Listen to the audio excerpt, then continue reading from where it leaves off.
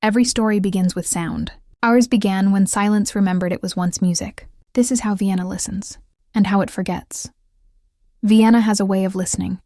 Not politely, not from a distance, but with a kind of alert tenderness, like a musician pressing an ear to the heart of a violin to hear whether it still wants to sing. Even the cobblestones here seem to lean closer, their wet backs gleaming under the morning, as if the city itself were an audience waiting for the downbeat. On days when the fog drapes itself between the opera houses and the late trams hum in minor keys, you can almost believe that the streets remember every song they've swallowed. And on the worst days, you suspect they remember you, specifically, by the way your breath changes when you play. That morning, I was practicing scales, slow, disciplined, exacting, spines of notes climbing and descending with a severity I had taught myself to love. The metronome sat beside my elbow like a small tyrant in a walnut suit, its tick so absurdly persuasive that I had once left it running through an entire night, just to see whether it would teach my sleep how to keep time. The room was narrow and high-shouldered, old plaster, older windows. I rented it because the light, when it could find its way in, arrived like a good teacher, stern but fair. It smelled faintly of rosin, damp coats, and a coffee I had started, abandoned, and then forgiven. A silk scarf hung from the chair back where I had tossed it last evening, and the scarf was the only soft thing about the room. Everything else was metal, wood, pressure. My violin lay across my lap like something alive I had sworn to master. I do not mean I didn't love it. I mean love, when you carry it too long, becomes indistinguishable from a vow. Beyond the window, the rain performed obligato, easy, insistent. That pale gray percussion which makes every interior sound suddenly private. I like rain for the way it narrows the world to a listening distance. I like Vienna for the way it composes the rain into something you would repeat. My hand rose. The bow followed. I breathed the way scale work asks you to breathe, which is to say discreetly, on the rests. The first arpeggio went up clean as a confession. I have always believed in order, in tempo, in tone, in control. It is not that I distrust feeling. Feeling is a creature I feed, but at the threshold. Never at the table. At 27, I had built a life out of this appetite for discipline, and if it looked like devotion, so much the better. I had rent to pay, yes, in euros and in concert posters and in the invisible currency called promise. I had deadlines in the shape of competitions I refused to enter. I had a mother who once hummed me to sleep, and then left me the only inheritance she could still afford. A melody that no one else would admit existed. It was somewhere between E and F that the sound came. Small, domestic, like paper sighing against wood. I stopped so quickly the metronome stumbled, then corrected itself out of pride. I listened. A second sound. The post sliding through the old brass mouth in the door. I set the violin down, stilling the strings with my palm. The rain leaned closer to the glass. The metronome insisted on being right. The room, which had always been indifferent, tried its best to resemble suspense. At my feet, a crimson envelope. The color didn't belong to morning. Morning is for fatigued blues and disciplined creams, for the matte red of a violin case, for the weary gold of hairpins. This was theater. This was confession. This was the lip of a wine glass in a hand that will ruin you. The envelope had a wax seal pressed at its back. Not the usual harmless stamp, but a treble clef that spiraled into a crest I didn't recognize. The impression glittered faintly, as if the wax had been poured while thinking about flames. I held it, and the paper was heavy. Expensive in the way old money feels expensive. Less a purchase, more a tradition. No return address, no name. Only my door, my floor, my small measured breath. There are moments that are not yet decisions but are already alibis. I should have laughed, of course. Secret societies belong to gossip and centuries. They do not belong to the quiet, rented mornings of women who practice scales because scales are the only honest geometry left. Instead, because the hand remembers what the mind denies, I broke the wax, careful not to crack the clef. Inside, a single sheet of parchment, music, scored in a hand that had learned its certainty somewhere private. Not a sketch, not a student's confession, but an aria entire, its line long and intimately arrogant, as if it believed it had always existed and was merely waiting for a throat brave enough to admit it. The clefs and rests held themselves the way dancers hold a pause, bodies alert inside stillness. Beneath the last measure, a signature I couldn't read, not because it was illegible, but because it was written in a faint shimmer, like dried wine catching its breath. The Drechsler Society invites you. I had heard the name before, and only in the way one hears the name of a storm still out at sea. Drechsler, the family that built palaces of music and something darker, whose money came from a legacy nobody would name because Vienna is too elegant to gossip and too proud to forget. You don't know the history. You feel its contour the way you feel the outline of a blade under velvet. The aria unsettled me because it recognized me. It shaped its breath the way my mother had, back when she was still singing and not yet staring through me as if I were a door. Memory does that, curves toward you just before you name it, then vanishes so you must earn it again. I tilted the page to the light, and the melody tilted back. There, 3 notes. A gentle ascent, a tender injury, and a fall that echoed a lullaby my mother had once invented to keep my childhood from shattering at bedtime. No one else could hear that resemblance. No one else would believe it mattered. But music is a language of private mathematics. What it adds for one, it subtracts for another. I placed the parchment on the stand. The metronome stuttered and stopped, as if embarrassed by a superior rhythm. Even the rain softened its hands. I lifted the violin, lifted the bow, and told myself I'd only read the line with my eyes. A harmless reconnaissance. Then the first note arrived, not from the strings, but from me. It rose raw and untrained from my throat, a sound my teachers would have called an error if they heard it in another girl, and a miracle if they heard it in me. It tasted of copper in December. It was grief learning to articulate. I tried again, and the violin, obedient and patient, joined me on the second bar. My fingers found a place they hadn't been, and belonged entirely to. My shoulders thought of sorrow and forgot to tighten. The room grew warmer, then older, then suddenly precise. Ordinary air became audience. You can feel the shift by the way the floor forgives you. By the third bar I was trembling. Something in the atmosphere turned toward me the way a cat turns toward light. The rain changed its pattern and began to listen. The glass fogged and cleared as if obeying a conductor who disliked indecision. A draft moved through the corridor, bringing with it the scent of cedar and something like candle smoke, something like the polite signature of a chapel long after everyone has left. The crimson envelope, left at a tactful angle by the door, shifted, as if the envelope itself had realized the pretense of privacy had run its course. The wax seal, which I had cracked but not destroyed, gave a soft sound. Not the snap of defeat, but the sigh of a curtain learning the difference between secrecy and invitation. Another sheet slid free. It did not fall. It chose a place on the rug and lay there as if it had been rehearsed. I kept playing. One does not interrupt a bar whose logic is to arrive. And by the time I set the violin down, my breath was as careful as a promise. I picked up the second sheet. The message was brief, the kind of brevity that expects you to supply everything it does not say. Rehearsal tonight, 10 p.m. Drechsler Hall. Come alone. I said Drechsler Hall aloud, because speaking the name of the place you fear returns some square inch of power to your mouth. My voice did not tremble, which disappointed me. Sometimes you want proof that the danger is worthy of its costume. Outside, a church bell tolled, morning pretending to be something else, and the sound folded the distance between the day I had planned and the night I had been given. I should have burned it, and then swept the ash away like a girl who knows better. Instead, I went to the kitchen and touched the kettle the way one touches a shoulder, grateful, apologetic. While the water heated, I called the only person in Vienna who knows me at all, which is to say the only person who knows how to offer worry without humiliation. "Anna?" I said when she answered.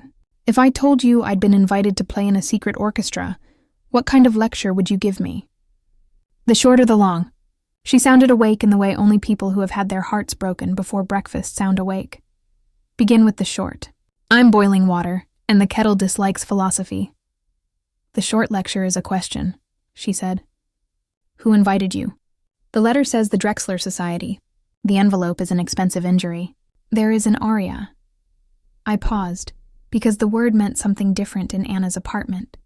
Things you are certain you will not survive, and then do. It sounds like a memory I didn't give it. Then it isn't an invitation, she said softly. It's an inheritance. Don't go. Why not? Because the Drechslers built rooms where sound does not only move the air. I don't believe in stories, I said, which was untrue.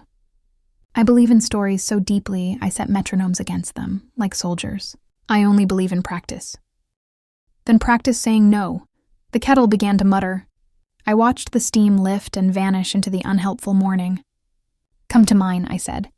Tell me again about the architect who thought he loved you. He does not think, she said with a small laugh. He draws. A pause. I can't, Elise. I have an inspection in Margaretten. Will you call me at noon and tell me you didn't go? Yes, I lied. Promise me one sensible thing, she said. Which one? Take the largest umbrella you own. When we hung up, the aria waited peacefully on the stand. I poured the water over tea leaves I keep for the mornings that imagine they are evenings. I held the cup until its heat taught my hands how to be mine again. I told myself a linear story in which I stayed home. Practiced, ignored everything, and succeeded.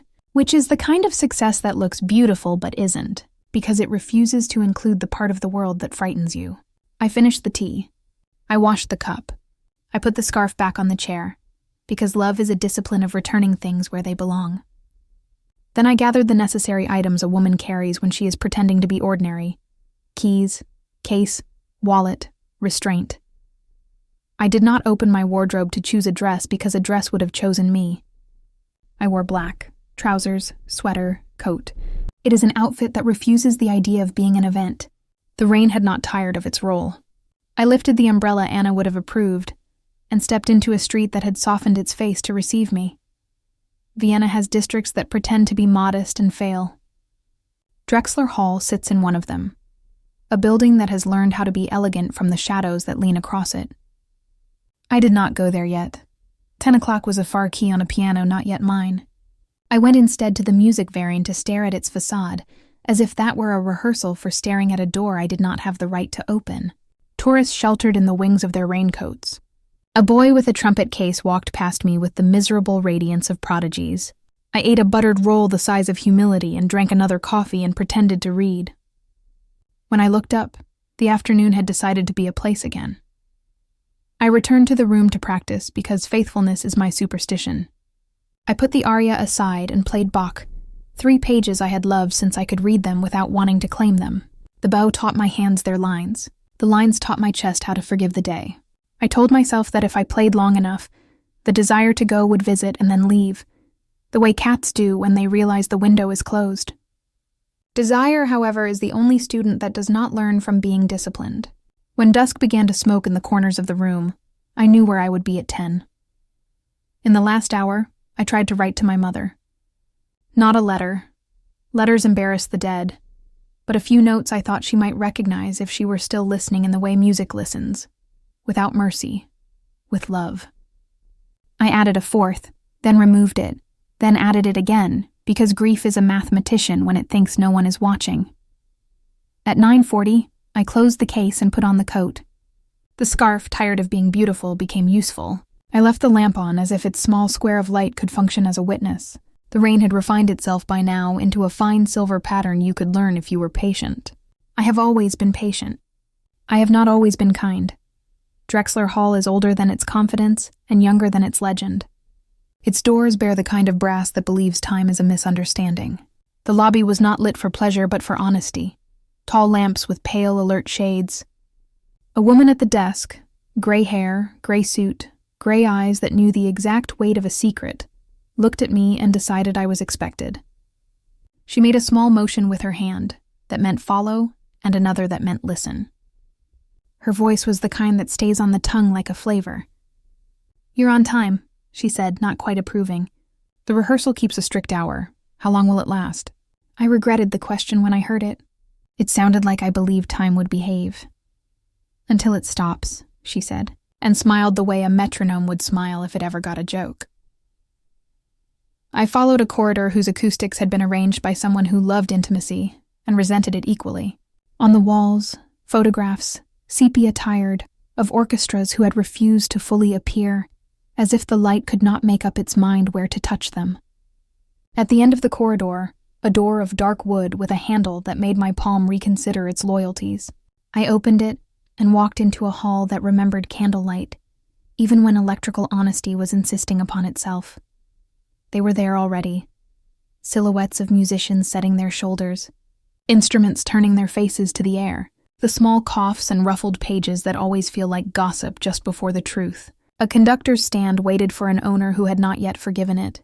The floor, a good wood, knew the habit of footsteps and held them kindly. At the far end, in the kind of darkness that recognizes itself as privilege, someone stood watching the stage, tall, still, dressed not to be seen, but not to be confused with anyone else.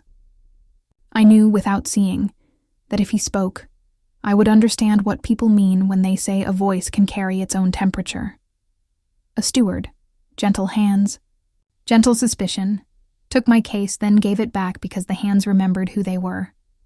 He directed me to a chair not quite in the center, not quite on the edge. I opened the case. The violin regarded me with the patience of a creature that has survived better decisions. I tuned. The A above middle C found its honor. The other strings, moved by the A's certainty, found theirs. Around me, the orchestra's exhale became something like a promise. Before the conductor arrived, a man whose job title must have been silence walked to the center and raised his palm. The hall obeyed. Even the lights decided to become more precise. He inclined his head toward me, a gesture I would later learn meant welcome, caution, and possibility in a single breath. "Ms. Marin," he said in a voice I had already imagined. "Thank you for coming." I didn't say yes, I said. It was a joke that wanted to be a truth.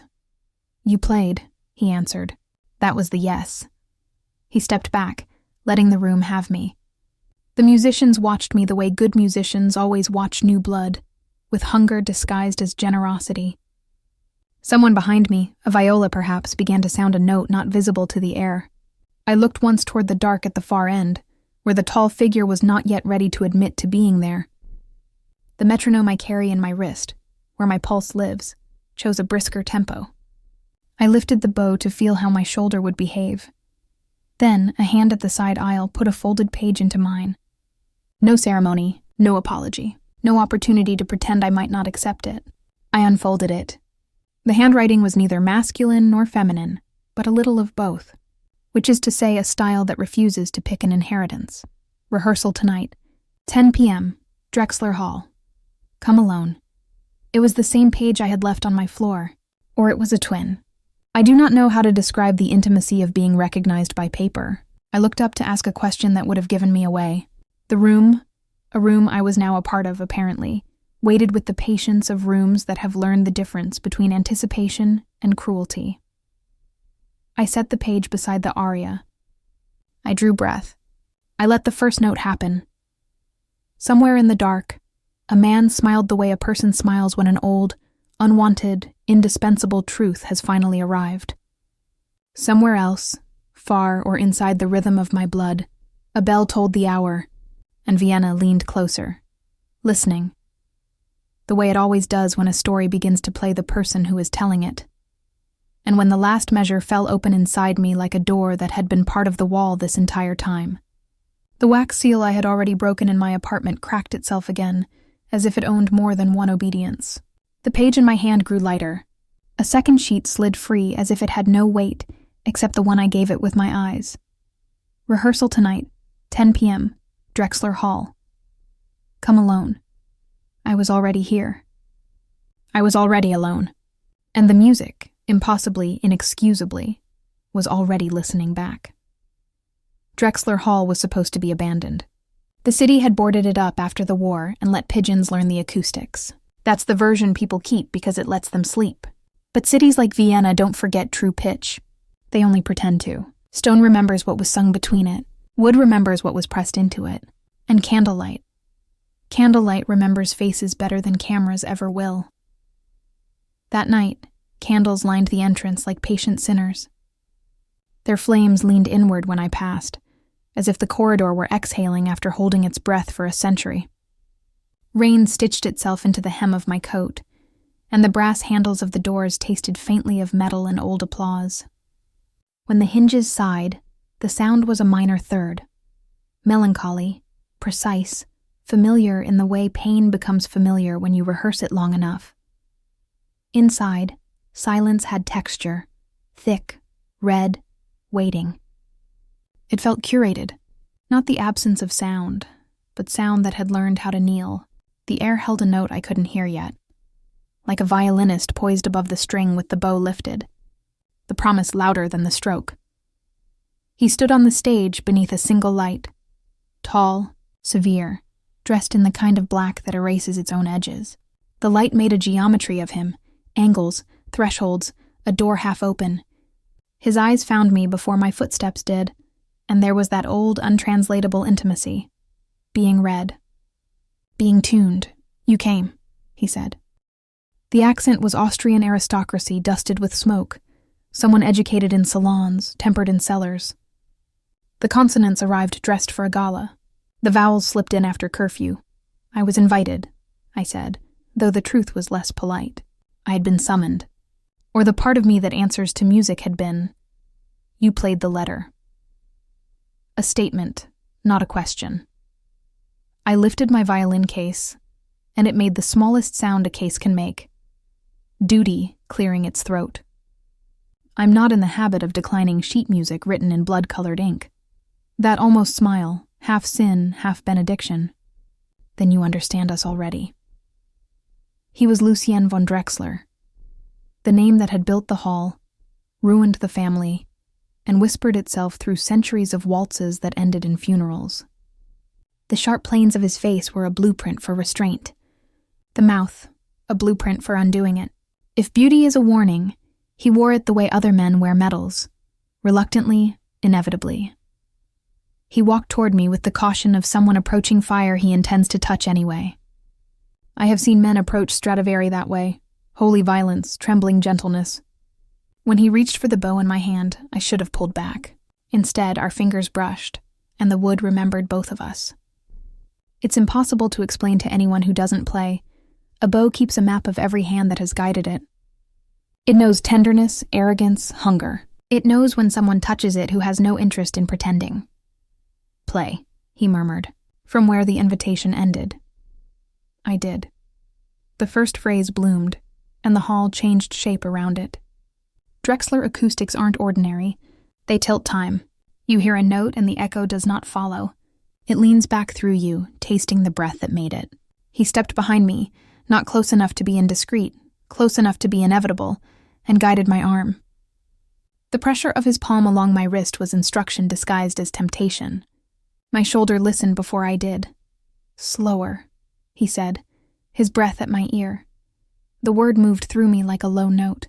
I loosened the hand just enough to let the vibrato open into a tremor. He adjusted the angle of my bow, 1 degree, not more, and the string stopped defending itself. The room filled with a kind of surrender you could dance to. We found the rhythm together, my bow, his pulse. He didn't conduct. He haunted. He didn't lead. He tuned. The line curled under our hands like an animal that had finally decided to purr. Every measure tightened the air. Every slide, every small portamento, confessed something we hadn't spoken. The candlesticks along the wings trembled in companionable sympathy, and I could smell beeswax and cedar and the faintest shadow of winter roses, the kind of scent money learned from grief. Breathe here, he said, and touched the notch of my collarbone with the back of his knuckle. Not quite contact, entirely permission. Let the rest fall in the chest before you ask it to fall from the bow. I thought we were playing an aria, I said, because sometimes I make jokes to keep my hands from shaking. Not surgery. He took the humor, filtered it, left it elegant. There isn't much difference when the instrument is honest. We shaped the second phrase together, and I felt how close the line ran to my mother's lullaby.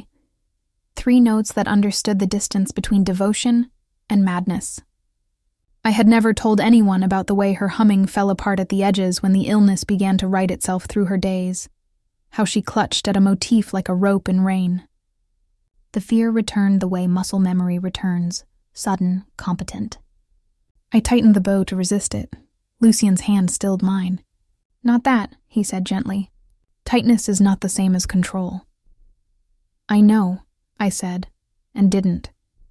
He was silent a moment, listening to the part of me that had lied. "You play like someone who doesn't trust the floor," he said. "And yet the floor has never failed you. Floors have cracks." I heard myself, and it sounded like a child at the edge of a pool she had already learned to swim in. Cracks are where the resonance hides. He adjusted the frog in my fingers and guided the bow near the fingerboard. "Sul tasto." The sound turned to smoke. He moved my hand back toward the bridge. "Sul ponticello." The sound grew iron. "Between breath and blade," he murmured. "Stay there." I stayed. The notes thinned and thickened like weather. Vibrato narrowed into a thread, widened into a confession. The hall's red velvet seemed to lean, listening as the boards under our feet decided whether they believed us. Somewhere in the rafters, a pigeon forgot to move, translating us into the language of its heartbeat. He stepped to my side and pointed, almost absently, to the far left of the stage. "Your enemy will sit there," he said, "or your angel. The distance is the same. Which do you think I deserve? You deserve a listener who won't forgive you. And you? I deserve to be forgiven and won't be." He said it as if it were weather, not fate, reportage from a country I hadn't visited yet. We continued. The invitations line did not end where I expected. It rose past comfort into something like altitude sickness, and then resolved not to resolve. He allowed my hand to falter just once, and the bow hissed a strand of white noise. He nodded. "Good." "That wasn't good," I said. "It was honest. Music breaks before it holds." He released my wrist, but remained close enough that I could feel the temperature of him, a gentler heat than I had imagined, the kind you get from a candle that has been burning a long time. I knew next to nothing about him beyond legend.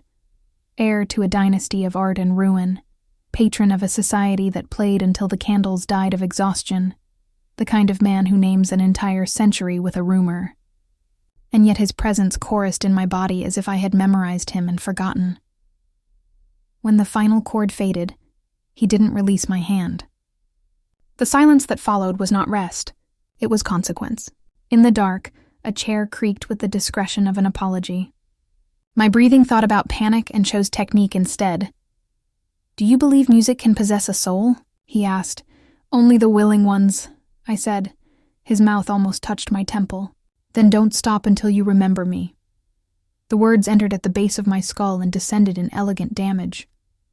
I lifted the violin again because the alternative was to fall. He did not move away. I decided not to ask whether the proximity was part of the instruction or part of the lesson. "Again," he said.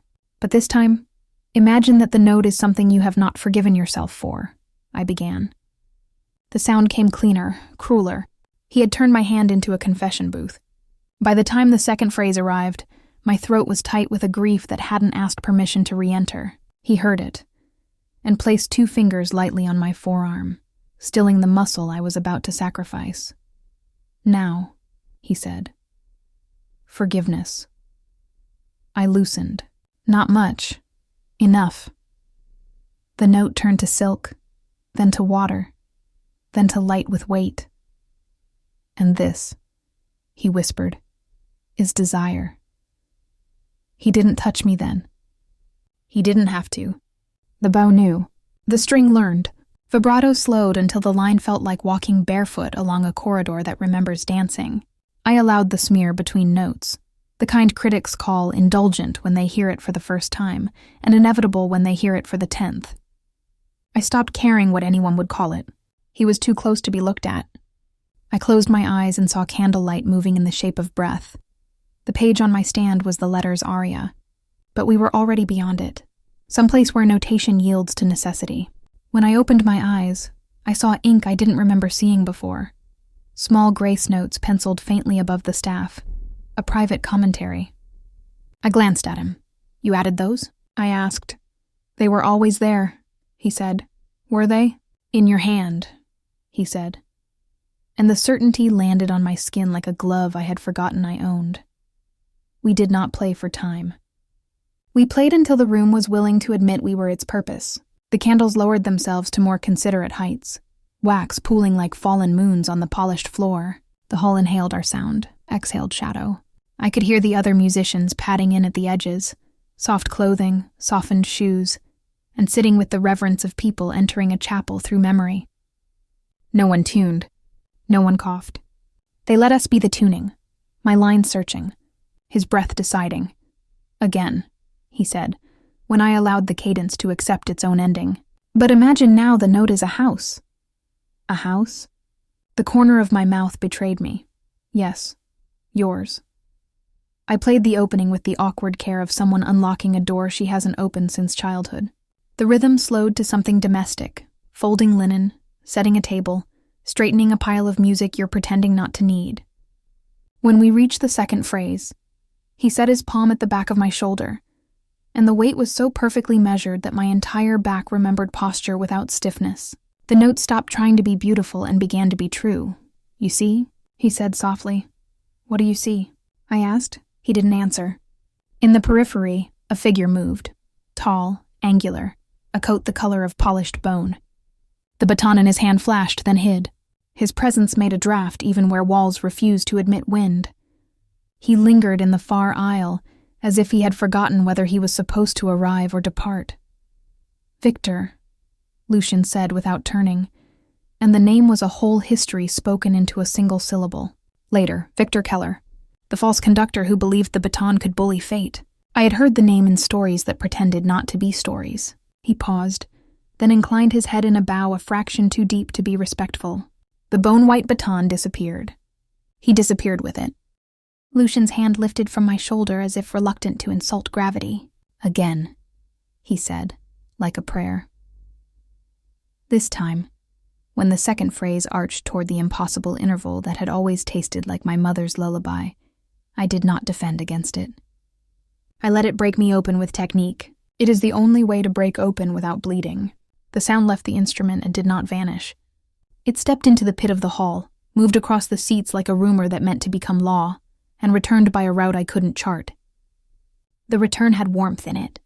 It settled low, where a child listens to a door for the footsteps that are allowed to belong. He had not removed his glove, and yet the back of my hand knew the shape of his knuckles as if I had catalogued them in another life. The thought embarrassed me. I tightened my grip again, only to loosen it when the note complained. You are afraid of forgetting, he said. I'm afraid of remembering, I said. It's the same thing if you do it long enough, he answered, and nodded to the stand. From the chordal harmony, then into the appoggiatura. But let it ache the way you let time ache, not as punishment, only precision. We worked through the passage until the ache learned its manners. Each time I failed, he allowed me the dignity of naming it, not the humiliation of being corrected.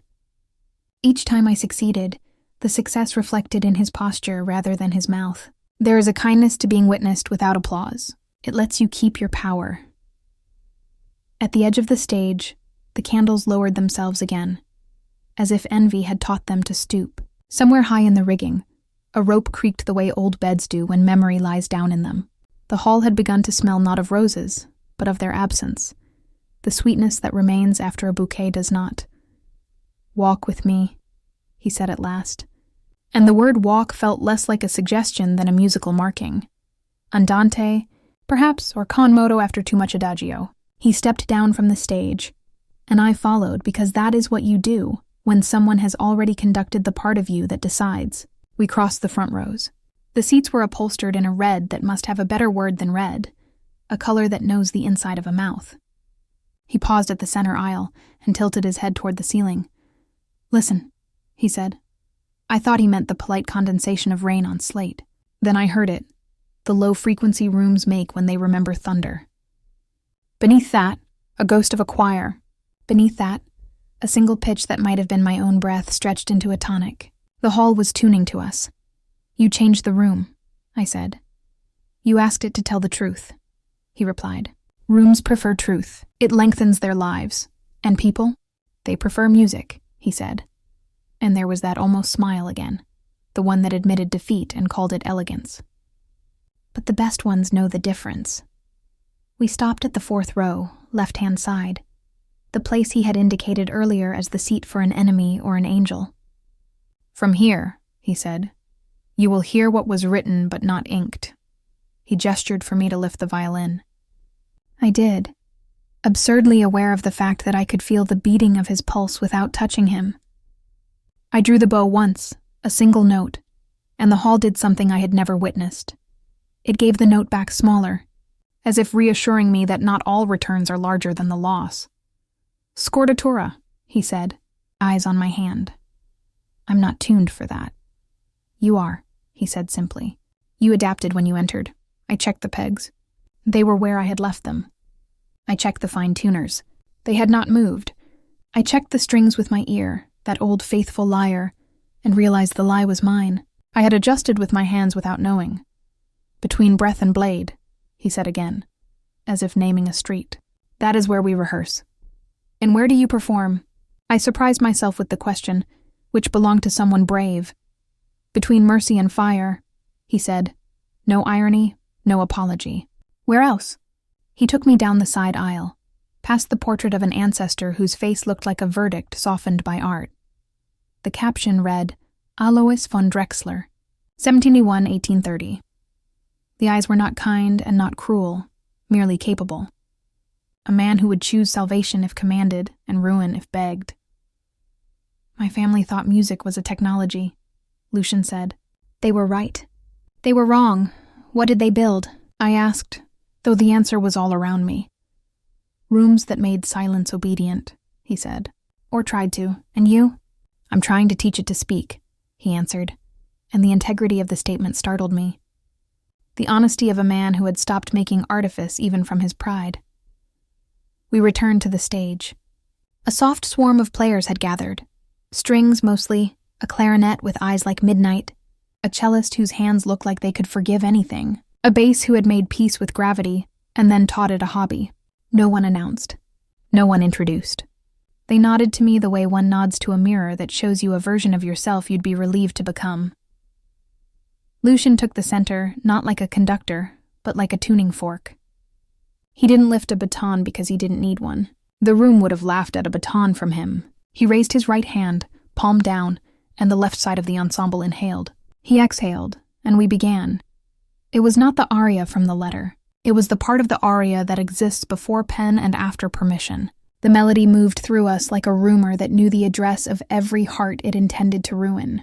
I kept my eyes on his hands because I was not yet allowed the luxury of his face. He carved crescendi with gestures as minimal as heartbreak. He released us into rests the way a good lover releases a wrist. Completely, promise intact. On the third pass, he stopped us with a finger. "Elise," he said, as if the hall needed to learn my name too. "Your second bar, enter late by a breath.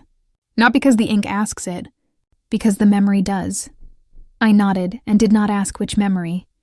The one that hummed lullabies despite a diagnosis, or the one that learned to practice until practicing sounded like prayer because prayer had become embarrassing. We played again. I entered late by a breath. The harmony received me like a wound that had always been a mouth. "Better," he said. "Enough?" I asked. "Nothing is," he said. And yet we go on. The wind outside rehearsed a minor storm. The hall approved. The candles already short grew devotional. Wax spread across the floorboards like a map of a country that had become more water than land. The clarinet wept once, beautifully, and then was courteous enough to stop. Midway through the session, a disturbance at the rear. Victor again, standing where shadows collected like taxes. Lucien ignored him with the kind of expertise that comes from practicing on oneself. Victor's baton gleamed. I wondered if he had carved it from bone because rumor required it, or because desire had run out of trees. "From letter 15, Lucien said, and the phrase made no sense until it did. The aria was divided not by bar numbers but by sentences, and every sentence meant more than a sentence. We played letter 15. It was a promise that had learned to walk like a threat. By the time fatigue should have arrived, it had not. My muscles obeyed the insistence of a body engaged in something it was bred for or blessed by. When the final movement unfurled, the one that never solved itself but went on resolving, we allowed it to stand and breathe, the way one allows a survivor to speak at their own pace. "Enough for now," he said at last, and lowered his hand. The room didn't exhale so much as lean back. Chairs murmured gratitude under the weight of lifted bodies. Instruments clicked the private clicks they make when they are relieved. Someone laughed once. It sounded like silver. I set my violin down and realized my palms ached where the wood and I had argued ourselves into tenderness. Lucien stepped closer, and for the first time all night, I let myself look at him fully. The face had been made by a sculptor who prioritized consequence over charm. The mouth had been added by someone who believed in ruining good intentions. There was nothing adolescent about him. If he had ever been a boy, it had been in another century. "You play like someone who keeps the strictest promises," he said. "I learned from someone who forgot hers," I answered, and felt the sting only when the words were already true in the air. He considered me with the patience of a man reading a complicated score upside down. "Then we will practice remembering," he said. "It's slower work than forgetting, but it stains less." "You think this is practice?" I asked, half smiling. "It feels like surgery again." "Good surgery does not hurt while it's happening," he said. "Only when you count what you kept." He took off his right glove. The motion was ceremonial only in its economy. His hand, unadorned, pale, the tendons elegant, rested briefly on the neck of my violin. He didn't touch my fingers. He touched the wood where my fingers had been. It's a difference that instruments understand better than players. "Between mercy and fire," he said again, the phrase taking on the gravity of instruction. "Tomorrow, the hour that knows its own name. What time is that?" I asked. "You'll hear it," he said. "Your window will hum its outline." He replaced the glove as if reloading a silence. I thought of asking a practical question. Whether there would be a program, whether there would be audience, whether this would pay any of my unglamorous bills. The questions died of embarrassment before they formed. I have never been practical when the stakes were honest. A faint disturbance in the chandelier drew my eye upward. 2 candles insisted on going out, then changed their minds. In the balcony, something shifted that might have been a draft or might have been history applauding once for itself. He inclined his head. The smallest bow. Royalty to royalty. "Go home before the city remembers the hour," he said. "What happens if it does?" "It will ask for an encore," he said, and I heard a private amusement he had not permitted earlier. "We cannot afford that tonight." I closed the case and let the latches sound their small punctuation. The others were collecting themselves the way musicians do when they have shared something unpublishable. Quietly, reverently, with a courtesy that holds even for the people they do not like. At the exit, the woman in gray, the one with a posture that denied the concept of youth, waited as if she had never left. She handed me a narrow envelope the color of unlit wicks, no seal this time. Inside, a key, thin and old, tied with black ribbon. "For the side door," she said. "Windproof. Is there wind inside?" She allowed herself a fragment of a smile. "There is everywhere, Miss Marin. Tonight it's polite." Outside, the rain had refined itself into silver thread. The street accepted my footsteps the way a ledger accepts a debt, without drama, with interest. I did not look back because some buildings are more dangerous behind you. At the corner, a clock with a face too honest for modernity told me the hour in a font that once meant trust. The hands were slower than I expected. My body had miscounted time again. I reached my apartment, and the window hummed its outline, not the tune we had played. Not the lullaby my mother had lost. A single interval, open, bare, older than ink. I pressed my palm against the glass. It vibrated once, a cat deciding to forgive. On my table, the letter lay where I had left it, except that I hadn't left it open. It was open now. The aria's first line glowed faintly with the stain of candlelight that doesn't belong inside a locked room, where the signature had once read, "The Drechsler Society invites you in wine-colored shimmer." The letters had leached their distance. They read, "The Drechsler Society awaits you." No flourish. No threat, only grammar. I thought of Lucien's ungloved hand resting where my fingers had been, of the way the room tuned itself to the shape of our refusal to lie, of Victor waiting where shadows store patience, of the hallway portraits learning my face. I thought of the question I had not answered because the answer had already been playing me. Do I believe music can possess a soul? Only the willing ones, I had said. The glass cooled under my hand. The city tuned itself back to weather. Somewhere, A tram performed its duty with the dignity of old metal. A child laughed 2 buildings over and named the hour better than clocks could. I unpinned my hair and let it fall the way a line falls when the bar line finally forgives it. I set the key on the letter, and the bow beside the key, and the truth beside the bow, had come alone, and the music, mercifully, inexcusably, was still listening back. Days became rehearsals. Rehearsals became nights that refused to end. I started counting time in measures, not hours. Outside, Vienna changed weather. Inside, we changed temperature. The Drechsler Society was less an orchestra than a séance. No podium announcements, no applause, only the slow unbuttoning of silence until it remembered how to breathe. Each musician played as if summoning someone they loved or feared. Some did both at once and called it technique. Lucien never raised a baton. He didn't need to. He conducted with his gaze and the economy of a man who has already apologized for his power and still must use it. Under his direction, the sonata evolved into something alive. When he lifted his hand, the chandeliers trembled. Not rattling glass, but a soft, private shiver like porcelain deciding to keep a secret. When he closed his fist, the candles gasped. Flame is a generous listener. It will give you its shape if you ask with music. I began hearing harmonies no one else could. Not mistakes, not hallucinations. Responses. Whispers threaded through the strings, answering what I played. Thirds that arrived too early. Fifths that resolved on my breath instead of the bar line. In the rests, I could hear old doors remembering their hinges. During crescendi, the velvet seats exhaled. Somewhere above us, beyond rigging and shadow, a frequency waited I could almost name. It felt like standing beneath a bell and hearing the hour gather itself. At home, the melody followed. It hummed through the pipes when the radiators warmed. It murmured in the walls the way old houses gossip. It braided itself into sleep, and if I woke before dawn, I could feel a faint vibration under the window pane. As if the city, generous and intrusive, were checking my pulse. We rehearsed until candles drowned in their own devotion. We rehearsed until the clocks forgot how to be boundaries and started behaving like ornaments. We rehearsed until the first musicians stopped bringing watches. We rehearsed until days blurred, and the only definite thing left was the sound of Lucien's breath when he wanted us to wait one heartbeat longer before forgiveness. One dawn, unable to bear it, I returned to the hall alone. The streets were new baptized. Coal dark roofs still shedding rain, gutters whispering. Drechsler Hall held the color of old blood beneath fog.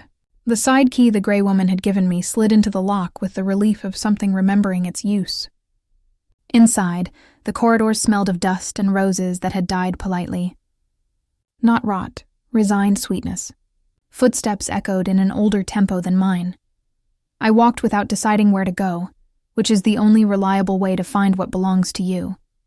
The portraits turned slowly toward me as if hoping to remember my name. A draft circled my ankles and then my throat, the way a cat checks to see whether you are prepared to be loved. In the small library adjacent to the practice rooms, a lamp had been left on. Its light was the color of honey, patient and clean. I turned it off out of superstition, then on again, out of gratitude. Beyond the library, a narrow stair dove down into the archives. The air cooled, cellar cold, wine cold, prayer cold. On the walls, framed programs dating back 2 centuries, all signed in the same hand as if time had only one scribe. Shelves held scores sashed in ribbon, catalogs with handwriting disciplined into elegance, boxes marked not with numbers but with words like consort, vigil, restitution. I read the words with my fingertips. They darkened my skin as if ink had learned to recognize a lineage. A locked cabinet waited in the far alcove. The wood, red once, had faded into the color of a throat after singing too long. The lock was plain and stubborn. I tried the side door key without much hope. It fit the way a coincidence pretends it isn't a plan. The tongue turned. The cabinet confessed. Inside, not a hoard, just a single score bound in faded red. The spine had been repaired more than once, a thin seam of thread showing where devotion outran durability. Sonata for the Damned, the title read in a hand that shook not with weakness but with exhaustion. Below, the name, Alaric von Drechsler, Lucien's ancestor. The first page was harmless enough, allegro, a noble arrogance that believed it had earned its own tempo. Second page, the line turned inward, as if the melody had remembered a debt. Third page, the accidentals began to behave like weather, unforecasted but inevitable. By the fourth, the notation learned a new grammar. Rests widened into rooms. Ornaments carried the disappointment of mercy. I traced marginalia in a lighter ink, a conversation between copyist and composer that could not agree where pain belonged. The final movement ended in the same bar I had received in my invitation. No coda, no apology. A door left slightly ajar the way you leave a room where someone is sleeping and you're not sure you're allowed to watch. The page gave a small sound under my finger. Paper can sigh when it knows it has been found. When I looked up, I expected to be alone. I wasn't. Lucien stood a few steps away, a question arranged over his face like evening. He didn't feign surprise. He didn't reach for the score as men reach for weapons or for wounds. He simply placed the violin case he carried onto the nearest table, then set his glove beside it, palm upward, emptied authority, waiting to be claimed or refused. "You were never meant to find it so soon," he said. He did not sound disappointed. He sounded like a man who had prepared every answer but hoped not to use them. "What is it?" My voice was smaller than the room and tried not to embarrass itself. "A requiem," he said, "written for my family. And for the ones they promised. Promised to whom?" He looked past me, toward something the air didn't want to remember. For an instant, I felt the draft turn intelligible, a thin, high tone that made my molars ache and my eyes water. He watched that space as priests watch windows. To whatever listens when genius mistakes itself for prayer, the lamp flickered. The candles hissed. The temperature dropped, polite at first, then intimate. The red binding warmed under my hand as if the score preferred warmth regardless of whether it could feel it. My throat went dry with the sudden, ordinary thirst you get after crying, except I hadn't. "My mother used to hum a lullaby," I said. "These same notes." Lucien turned sharply. The floor, sensible, didn't dare protest. "What did you say?" "The melody. It's identical."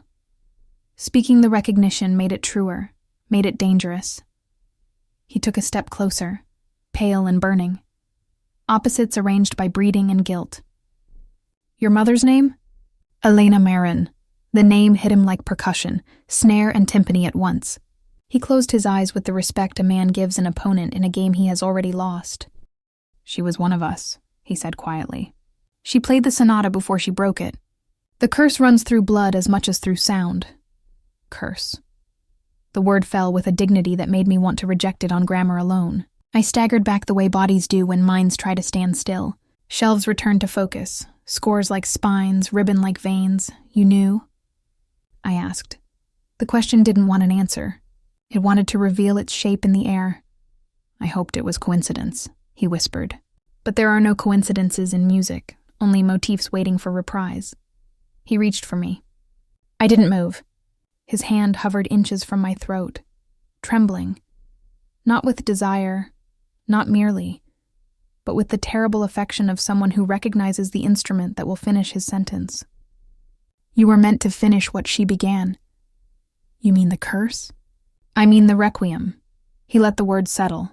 Requiem, no torches. No storms, just the administrative closure of grief. He lowered his hand without touching me and stepped past, not toward the door, but into the ache of the room. "My family believed sound was a technology," he said. "They were not wrong. They used it to open doors. When the doors opened, they congratulated themselves. When the wrong ones opened, they called it art. And this," I set my fingers on the red spine, "this is their instruction manual?" "It began as absolution," he said.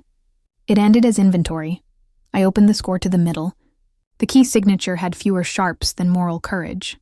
The staves were crowded, notes soldiering to a cause they did not believe in but could not refuse. In the margin, someone had scrawled "Don't breathe" here and then crossed it out. Over the crossing, in a calmer hand, "Breathe or bleed." "Alaric wrote this?" I asked. "He dictated it to a woman who refused to sign her name," he said. "All genius ends that way. Splendid dictation to anonymous endurance." I found the passage that had begun to colonize my sleep. An ascending sixth that felt like accident forgiveness, followed by a descent that chose to be tender when cruelty would have been easier. "My mother," I said, though I didn't know what the sentence wanted to contain. "Elena," he repeated, and the name grew larger in his mouth than I had ever allowed it to be in mine. She came to us because the sound had already chosen her. Some are called, some are harvested. She was both. He took the score gently, placed it on the table, then lifted my violin from its case. He did it with a fidelity that made the instrument resemble a document in need of reading aloud. "Play me the place she would have stopped," he said. "How would I know?" "You already do." I set the violin under my chin. The archive air changed pressure. The first note answered before I asked. I did not read. I remembered. The ascending sixth was a climb up the staircase of a familiar home at night without the light, counting steps with toes and confidence. The descent was the feel of the wall under the palm. At the exact middle, the note where a choice must declare itself. My hand hesitated. "There," he said softly. I held the bow still. The silence that followed had weight, as if someone had laid a velvet coat over the shoulders of quiet. In my head, a child's breath. In my hands, my mother's. I saw her mouth move without words, as if humming were the safest version of love left to offer. "She stopped there," I said. "She broke there," he corrected gently. Stopping is mercy, breaking is inheritance. The word inheritance cleaved the room. The archivist's dust breathed out from the shelves. The lamp dimmed as if embarrassed to watch us learn. I lowered the violin, and the string rang a small protest against gravity. "What happens if I keep going?" I asked. "Music," he said, "which is to say consequence." "For me?" "For both of us," he answered. "And for anyone foolish enough to listen." He placed the violin back in my hands with a care that made guilt look like prayer. We returned to the passage without speaking. This time, when I reached the breaking point, I leaned. The bow did not protest. The note opened like a window that had stuck all winter. Air entered with a shock of almost spring. Beyond it, the melody revealed a corridor not on the map. I walked. The corridor narrowed, warmed, learned my footsteps. The second theme appeared in the walls, hands, holding a door from both sides not to shut me out, but to keep something else in.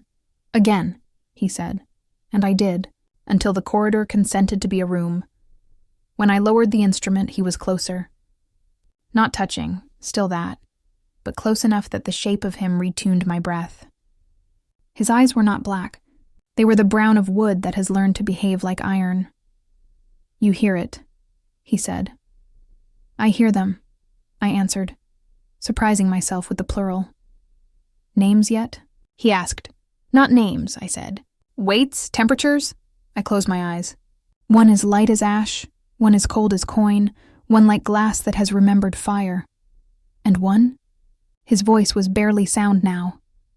"One that sounds like a hand letting go of another hand in slow motion," I said, and did not add, "my mother's." We stood in the library of the dead, and learned how to speak as if language had been built for this. He didn't offer comfort, because comfort would have been an insult to the precision of what we were naming. He offered structure, how to breathe at the hinge of a phrase, where to place the weight of the bow when grief wants to argue, why the articulation of regret belongs on the up bow, not the down. It was the kindest lesson I have ever been given, the kind that confers dignity by refusing to simplify. "Why me?" I asked at last, not for pity, but for architecture. "Because the score chose you," he said. "Because your blood remembers what your ear insists on calling coincidence. Because your mother broke the line and left it most alive where it fractured. Because you play like someone who would rather keep a promise than be forgiven." He reached, and this time his hand did not hover. He touched the hollow at the base of my throat with 2 fingers. Not a claim, not a possession. Simply a calibration, the way a luthier finds resonance. "Here," he said. "This is where the note you fear begins." The touch burned and cooled at once. He withdrew with care, as if not to smudge a mark only he could see. "Come tonight," he said. "We will not play for the society. For whom then? For the ones who promised.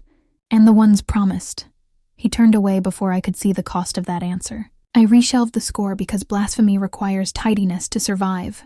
When I locked the cabinet, the key learned my hand. The corridor's cold lifted a fraction. The lamp steadied. We climbed from the archives into the day like divers surfacing with lungs that couldn't decide whether to be grateful or angry. Outside, the sky had rubbed itself thin enough to show a weak sun. I walked until streets remembered my name. At home, I sat without moving in a chair that had never asked for meaning, and therefore deserved it. The pipes sang to each other in shy intervals. I wrote Elena on a scrap of paper and folded it too carefully to be rational. Night arrived, dressed for confession. At Drechsler Hall, the players assembled without looking at each other, the way mourners enter a room that already knows. Lucien stood where he always stood, under the light that insists and forgives. He nodded to me with the economy of a man rationing authority. No baton. No speech. We began. Not the published version. No public lies tonight. The music moved like a procession that remembers its purpose halfway through. I heard the ash-light voice, the coin-cold one, the glass remembering fire. They threaded themselves through the strings as if we were looms and the pattern pre-existed us.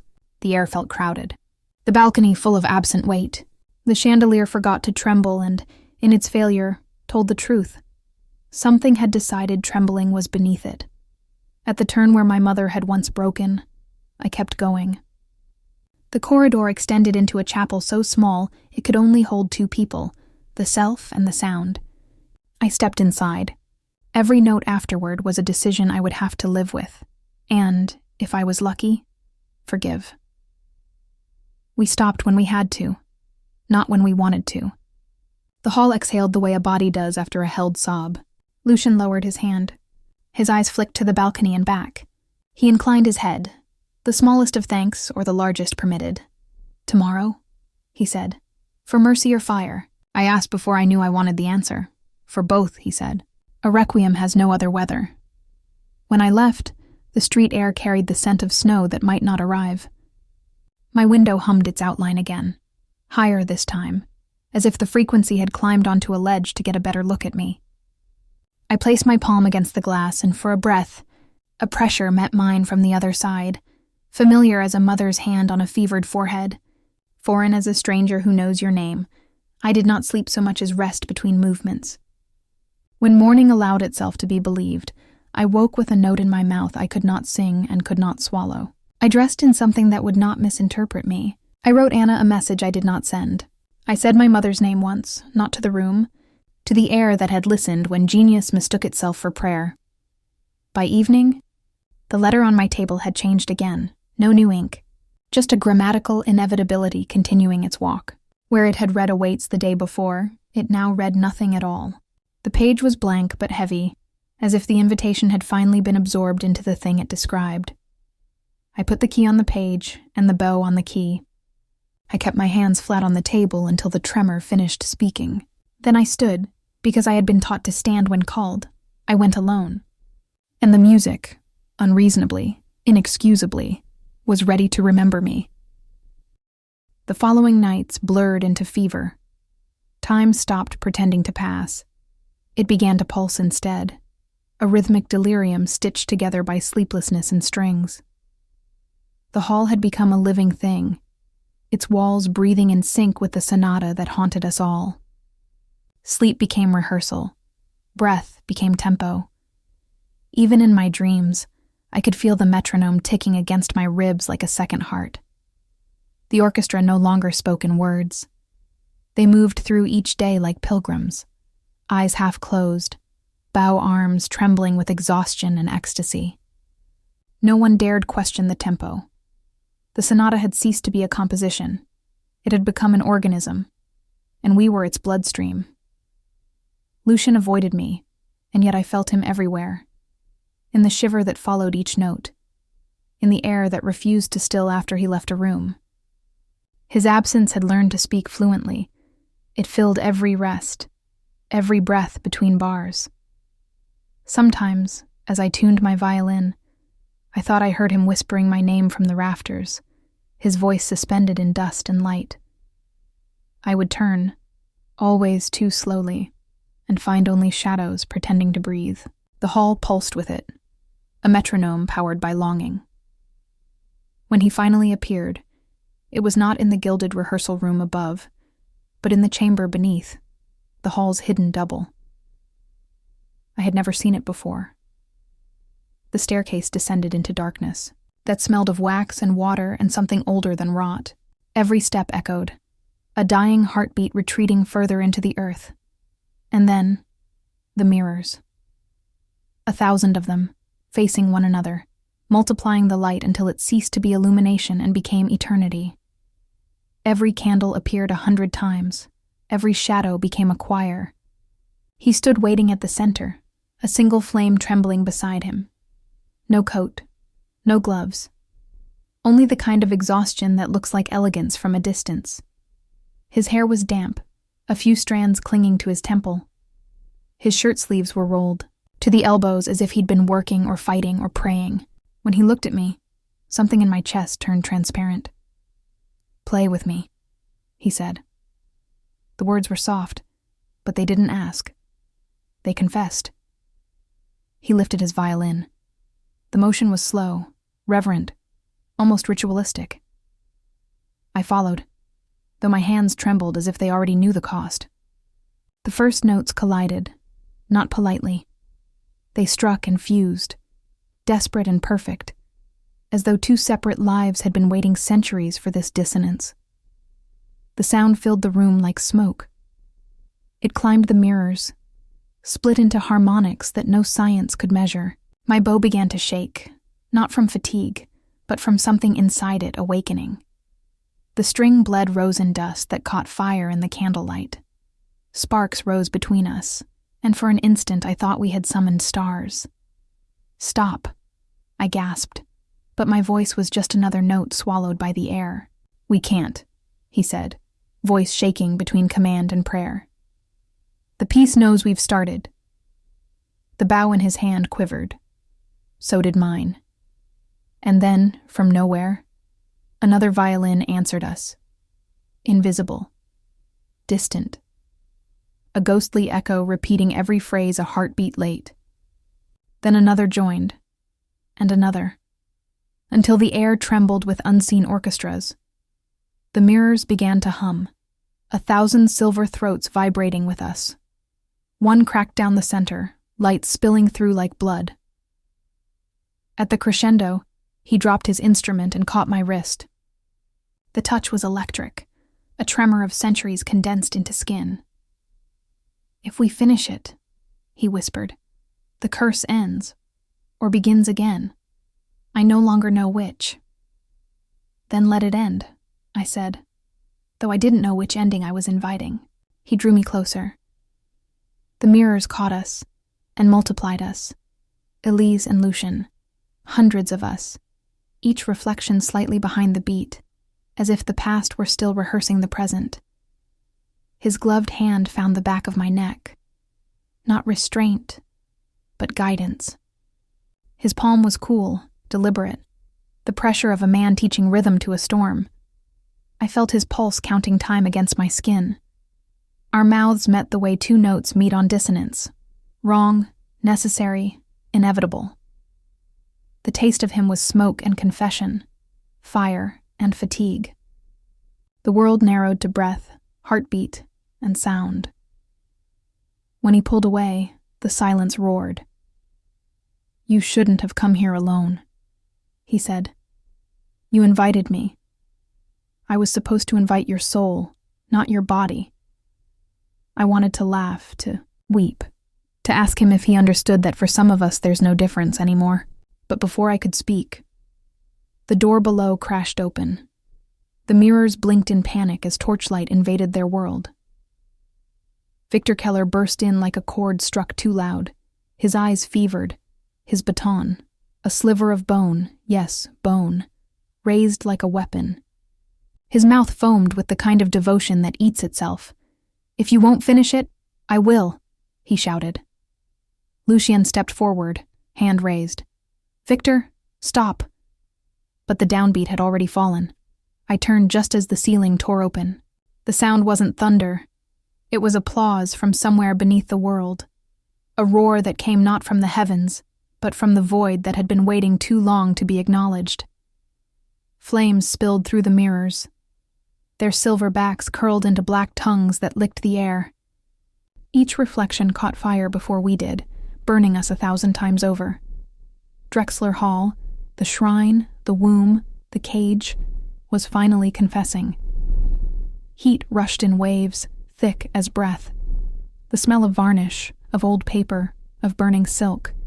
It was the scent of memory dying beautifully.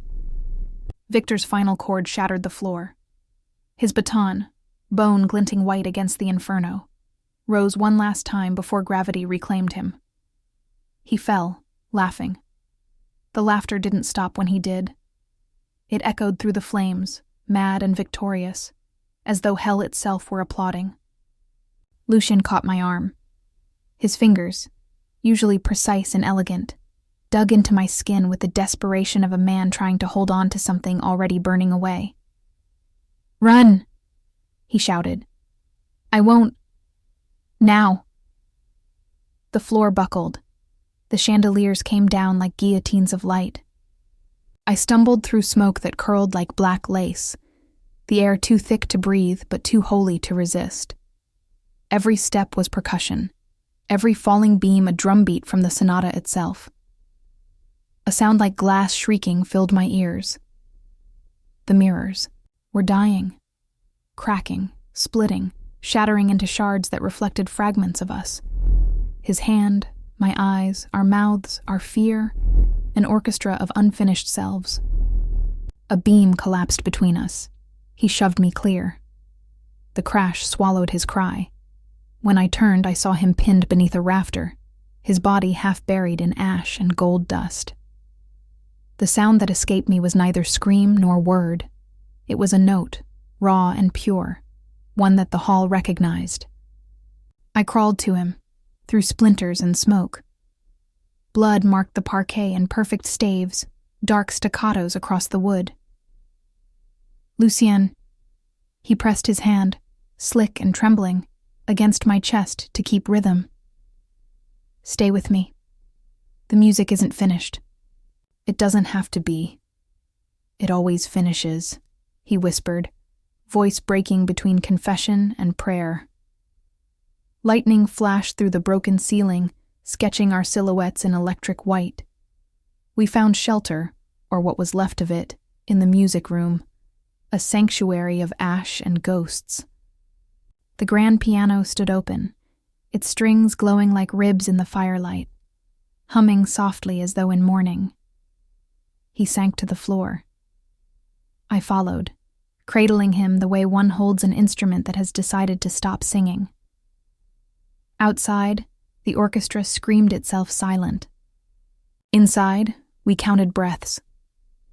"I can't hear it anymore," he murmured. "What?" "The world." His pupils widened, consuming what little light remained.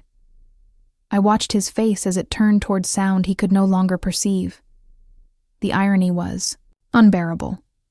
The man who had given himself to music was being taken from it note by note. I touched his face. "Listen to me," I said. "I am," he replied, though his voice trembled on the edge of belief.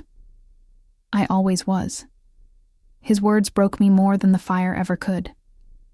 I kissed him then, not to seduce, not even to comfort, but to seal a promise that neither of us had time to make properly. His blood tasted of iron and endings. Outside, firelight flickered through the cracks, painting our faces in alternating gold and shadow. Inside, the air stilled. Even the flames seemed to bow their heads. He leaned against my shoulder, trembling. "If this is silence," he whispered, "then it's almost beautiful." "It's not silence," I told him softly. "It's the rest before reprise." He smiled faintly, and the world seemed to tilt toward him. "Then stay through the repeat." "I will." I held him. The hall's collapse above us now sounded distant, softened, like rain remembering rhythm. Each crack of timber was applause receding into eternity. The scent of smoke mellowed into wood and wax. For the first time since the sonata began, time dared to stop. His breath slowed, shallow, measured, as though he were counting himself out. "Elise," he said, voice thin as a string stretched to its final pitch. "You played it better than any of us. You lived in tempo." "Then rest," I whispered, my hand in his hair. "Let me hold the measure." He closed his eyes. I felt the stillness gather in him, a single perfect suspension. For a heartbeat, I thought he slept. Then, from somewhere deep, deeper than lungs, came a hum. One note, perfect pitch. I froze. It wasn't him. It was the hall. The floor beneath us vibrated faintly, a heartbeat in oak and ash. The sonata was still playing itself, finishing what we could not. Lucien's hand tightened around mine. "Do you hear it?" "Yes.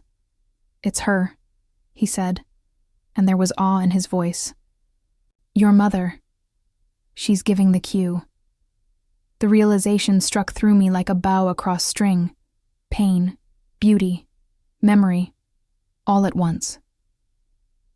The melody in the air was my mother's lullaby, Elena's lament, woven into the sonata's final theme, the resolution she had never reached. My tears blurred everything into watercolor. The hall, the fire, the blood, all dissolved into music. I raised my bow one last time, placed it on the string, and played the final bar she had left unfinished. The note rose pure and trembling, echoing through the dying structure. It climbed through smoke and stone and flame, threading itself between the ruins until it met the sky. And when it finally fell away, the world exhaled, the heartbeat in the wood slowed. Lucien exhaled once, content. Surrender, confession. Outside, the storm broke. Thunder rolled, rain hissed against the fire. The world returned to water. When morning came, Drechsler Hall was a husk. Its stone blistered, its mirrors melted into mercury puddles that reflected nothing but clouds.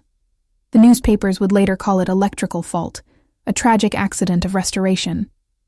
They would print words like catastrophe, loss of heritage, freak fire. None would mention the music. None would understand the ash arranged in perfect lines across the floor, lines that formed a measure, a signature, a goodbye. Among the ruins, I found his violin untouched, the varnish still warm, the strings whispering in the wind. Inside its hollow body lay a fragment of parchment, half a measure, written in my mother's hand. Finish me, I did. Months later, Vienna remembered how to dress for celebration. The winter had polished every street to glass. The city glittered like something rehearsed for an audience it could no longer see. Even grief seemed to have been ironed flat and perfumed for company. There were wreaths on the doors, laughter in the cafes, orchestras rehearsing waltzes as if no music had ever burned here. And yet, beneath all that cheer, I could still feel the heartbeat of ashes. It pulsed faintly beneath the cobblestones, beneath the carriages, beneath my own ribs. The newspapers were jubilant. They spoke of renewal, of reconstruction, of a cultural rebirth. They printed my photograph beside an artist's rendering of the new concert hall. Bright marble, steel, and symmetry. Beneath it, in polite type, the caption read, "Elise Marin, virtuoso of resurrection." They meant it as praise. But the word resurrection had never sounded like flattery to me. It is a beautiful word for those who do not remember what dying feels like. No one mentioned the bodies. No one mentioned the sonata. I performed again only because silence had begun to bruise me from the inside. It had settled in my chest like dust in a bell, beautiful only until someone tried to ring it. Every time I tried to sleep, I dreamed in sound. Lucien's last note still hummed beneath the world, refusing to fade. It had been months, yet I could still taste smoke when I practiced scales. The invitation to return to the stage came wrapped in velvet paper, sealed with crimson wax. The insignia, a treble clef blooming into a crest, was nearly identical to the one that had summoned me to Drechsler Hall. Coincidence? Continuity? I did not ask. Some melodies don't need permission. They simply find a throat willing to remember them. The new concert hall was beautiful, in the way marble tombs are beautiful. Clean, geometric, unhaunted, or pretending to be.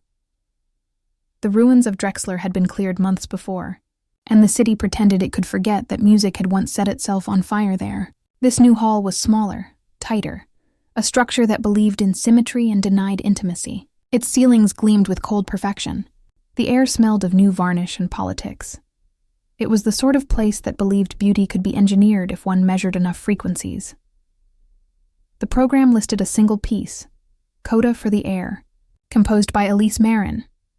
No one knew what it truly was. No one could.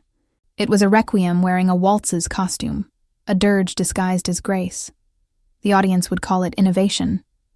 The critics would praise its restraint, but I knew the truth. It was unfinished business that had finally learned to live with itself. Backstage, I sat before the mirror.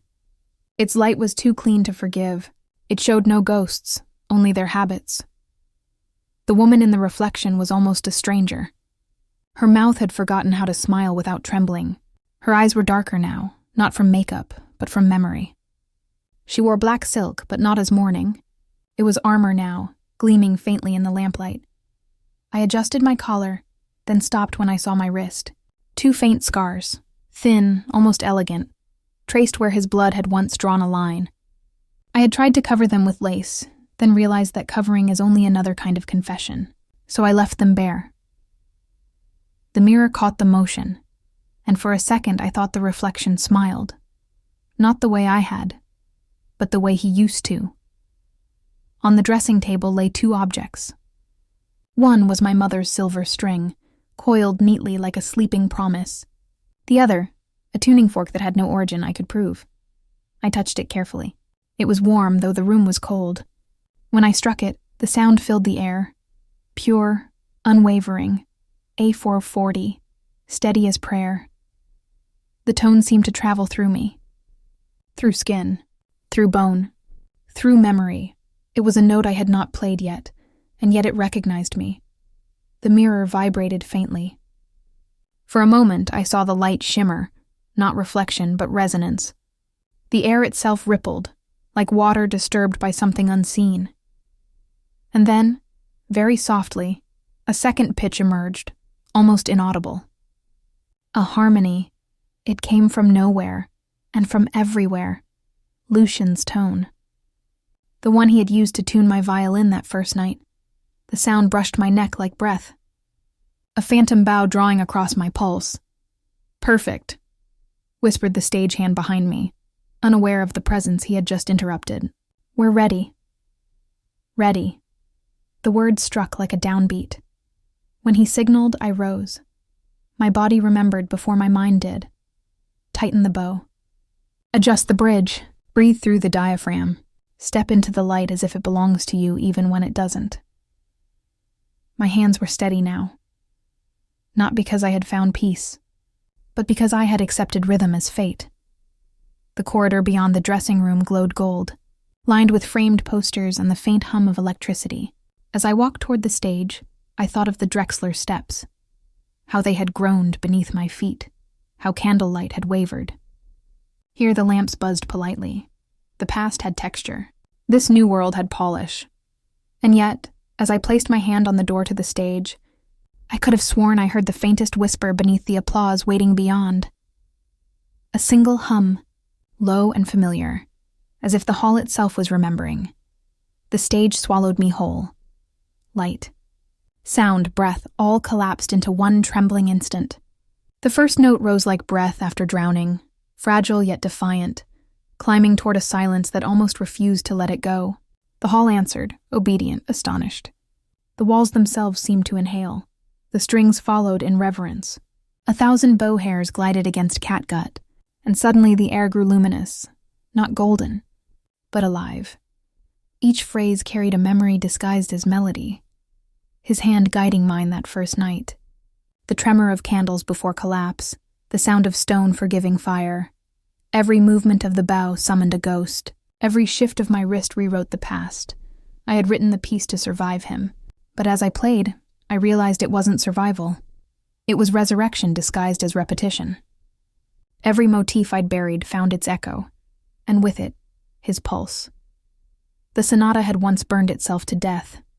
Now it rose from its own ash, dressed in new harmony. The orchestra breathed behind me, not as accompaniment, but as pulse. They followed me with a faith so pure it frightened me. We were no longer playing notes. We were translating grief into vibration, despair into mathematics. Halfway through, the air thickened. That unmistakable Drechsler weight, the pressure that always came before something impossible. It was charged, aware, listening back. The audience didn't move. Even the chandeliers seemed to hold their crystals still. My bow grew lighter, as if another hand steadied it. The string beneath my fingers felt warm, pulsing faintly, somewhere between one measure and the next. The barrier between living and listening dissolved. Music, at its purest, is possession, and I was utterly possessed. The orchestra followed even when I strayed from the score. Music has always been a democracy of faith, and tonight they trusted my madness as I had once trusted Lucien's. Somewhere behind the curtain of sound, I felt him. Not beside me, not behind, within. It was not imagination. It was frequency. The pitch of his absence was too specific to mistake. The bow began to move as if under another pulse, older and steadier. My arm no longer obeyed me. It belonged to us, the we that music remembers after bodies forget. The strings vibrated in sympathy, trembling with a resonance that defied acoustics. The hall leaned forward, curious, reverent, afraid. I closed my eyes and let it happen. The solo emerged on its own. It wasn't written, but it knew itself. A phrase I had never composed unfurled. Elegant, aching, inevitable. The melody climbed like smoke, circled back, and landed gently on a theme I thought I'd buried with him. The andante of the invitation. Only now it had changed. Reworked. Forgiven. Somewhere in the shadows, I knew he was there, watching, listening, though he would never again hear. He was the silence that held every note together. The orchestra swelled beneath me, soft as breath, then vanished entirely. There was only the violin, only the pulse, only him. The music bent around me like a cathedral made of sound. Each note was a candle, each rest an aisle of shadow. I was both prayer and priestess. I was both melody and mistake. Every inch of me became instrument, my skin, my breath, my heartbeat, all tuned to him. By the time I reached the cadenza, I was shaking. The bow trembled, the air trembled, the world trembled. A few people in the audience gasped, softly, like sinners realizing absolution hurts. I let the last vibrato linger too long enough to break decorum, long enough to mean it. When the final movement began, I understood this was not performance. It was communion. I held the last note longer than written, not indulgence, reverence. The sound refused to end. It spiraled through the rafters, pressed against the marble, searched for something beyond applause. The hall fell utterly still. Even breath dared not interrupt. And then, soft as a heartbeat's echo, I heard his voice inside that stillness. Elise. Only that. My name, perfectly in tune. The vibration of it ran through me, bone to bone. I felt tears climb rather than fall, rising like sound through air, gravity forgotten. The audience erupted, but their applause arrived from another planet. It was thunder translated into distance, noise stripped of meaning. I stood frozen, bow suspended, as if the note were still vibrating between worlds. It was. It had to be. When I opened my eyes, I looked toward the back of the hall. And there he was, a man in black. Stillness given shape, head tilted, eyes closed, listening to something only he could see. The light found him, bowed to him. Bent, gentle, possessive. For one impossible moment, the air shimmered. The space remembered him the way memory remembers its first wound. With gratitude disguised as ache. And just like that, he was gone. The scent of smoke and rosin lingered. Faint as heartbeat after confession, the ovation continued. Flowers landed at my feet like soft verdicts, applause wrapped in perfume and pity. I bowed because tradition demanded it, not because I believed in it. Some applause is for the living. some for the ghosts who finally let us play. Backstage, quiet awaited like an old friend. It greeted me with the warmth of exhaustion and the cold of recognition. The dressing room light flickered. Mirrors still carried echoes of stage brilliance. My reflection looked older, yet more transparent, as if the performance had burned through flesh and left sound behind. The violin lay on the table, gleaming with sweat and dust. The bow hair had snapped in one place, a tiny wound, and beside it, the small velvet box I hadn't seen before. I knew it before I opened it. Inside, the golden tuning fork from his desk rested like an artifact of faith. Its metal shone faintly, the engraving catching light in gentle waves. Harmony. The sight undid me, because harmony had always been our curse. Two notes seeking union, knowing it would destroy them. I touched the fork and it hummed to life, eager, infinite. When I struck it against the edge of the table, the tone filled the room, pure and endless. The walls quivered. The mirrors vibrated. My own heartbeat fell into measure with it. It wasn't just sound, it was direction. The frequency carried intent. I felt it thread through the air, through me, through time. It vibrated against the compass he had given me months before. The needle spun wildly, searching for north, for sense, for him. Then it slowed, settled, and pointed nowhere, perhaps everywhere. I laughed or cried. The difference was pitch. The tone still lingered, soft and infinite. It filled the hollow in my chest that silence had carved. The performance was over, but the music wasn't. It never would be. I laughed or cried. The difference was pitch. The mirror across from me blurred. For an instant it ceased to reflect the dressing room and became something else. A threshold. The air within the glass rippled, and through the silver surface, another world breathed. I saw the hall. Not this new sterile one, but the Drechsler Hall. Whole again, candlelit, waiting. The chandeliers hung heavy with wax tears, and the walls shimmered as if still remembering applause from centuries ago. Lucien stood on its stage. His hand was raised, trained not to conduct, but to listen. Behind him stood my mother. Her presence was softer than I remembered, a radiance without outline. She smiled the way forgiveness might if it ever decided to take human form. The image trembled, wavered like heat over water, and then folded itself neatly back into silver. The mirror was only a mirror again. I touched the glass. It was cool, firm, indifferent, as the past always is when you try to touch it. Outside, Vienna's bells marked midnight. Each peal carried a note of our song, softened by distance, sanctified by time. It was as if the whole city had tuned itself to one lingering key, a quiet, a major, tender and unresolved. I packed the violin. The wood seemed to sigh beneath my fingers, content. I slipped the tuning fork into my pocket, its weight reassuring, like the pulse of something that still believed in sound. The corridor outside hummed with after-concert noise.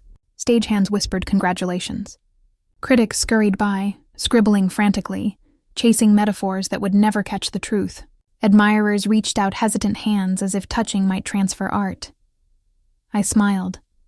A courteous, foreign expression, practiced and brittle. An ambassador from the country of survival. The theater doors opened. The world outside exhaled cold and snow. The first breath of winter met my face like absolution. Snow had begun, not the chaotic kind that blinds, but the tender kind that forgives. It fell with the modesty of something that knows it will melt, a choreography of white silence descending from the unseen. The street lamps painted halos on the cobblestones. The snowflakes glowed as they fell, each one its own fleeting stanza. Every flake seemed to arrive in tempo, the city breathing in quiet 4/4. The night tasted of metal and memory. I walked without knowing the direction. My heels marked rhythm, the faint percussion of a heart relearning courage. My shadow moved beside me, slender and unhurried, a dancer tracing grace she had forgotten she knew. The city had changed. Shops were closed, windows dark, yet every facade hummed faintly, as if aware of the concert that had just ended. Somewhere a gramophone played a waltz too slow to dance to. Somewhere else, a cat crossed the street, its paws silent, its eyes twin rests between notes. When I reached the river, I stopped. The Danube lay beneath me, dark, endless, moving. Its surface caught the lights of the city and broke them into shimmering lines. They drifted and scattered, like sheet music carried away by the wind, half remembered, half erased. I leaned on the railing, feeling the iron cold through my gloves. For a moment, I simply listened. There was sound in everything. The slow creak of the bridge, the murmur of water under ice, the far hum of a tram turning a corner. All of it made a quiet symphony, and all of it knew me. I thought of Lucien, of my mother, of Victor, whose laughter might still echo in some unfortunate frequency of the air. I thought of all the sounds that had died to make this one silence possible. Grief is its own acoustics. It amplifies what should be gone. I reached into my coat and pulled out the tuning fork. Its gold gleamed faintly in the lamplight, like a secret remembering its duty. One strike, soft. The tones spread across the water, invisible and infinite. It was a whisper more than a sound, yet the river shivered. The ripples carried it outward, endless concentric circles of light and vibration. The city answered. The bridges hummed faintly, steel responding to resonance. A carriage horse lifted its head, ears flicking toward the sound. Somewhere far off, a window pane trembled, as if recognizing a melody it had once loved and lost. And in the hush between echoes, I realized it wasn't just the city. It was the world. The air itself had leaned in to listen. I smiled. "I hear you," I whispered. "All of you." My breath came out white, dissolving into the snow like smoke from a quiet altar. The tuning fork's vibration faded slowly, its last tone hovering just beneath hearing, the frequency of forgiveness. For the first time since the fire, I felt the music return, not as possession, not as curse, but as absolution. It filled me gently, not as a storm but as memory remade. It was no longer something to master or survive. It was simply there, a part of the pulse, of the night, of the living. I closed my eyes. The city hummed faintly in its sleep, and somewhere beyond hearing, he was playing too. Not loudly, not mournfully, just present, steady, sure. Two melodies finally in time. I felt him not as ghost, but as measure. His rhythm slipped beneath mine, subtle, inevitable. The snow seemed to dance to it. The lamplight swayed. The river carried the rest away. I stayed there until my hands went numb, until the stars blurred above the rooftops, until even the cold began to sound like home. When I finally turned to go, I looked back once. The ripples were still moving, faintly gold under the bridge, like a page that refuses to close. Love, I realized, isn't the end of the curse. It's the note that refuses to die. The word settled through me. Soft, final, undeniable. Some truths do not need to be spoken. They simply resonate until you recognize their pitch. I began to walk again. The snow deepened. The city glowed behind me, a constellation made of sound. Each step fell into rhythm. Not sorrow, not triumph, just time. And for the first time in what felt like years, I wasn't afraid of silence. It wasn't empty anymore. It was full of everything we had ever played.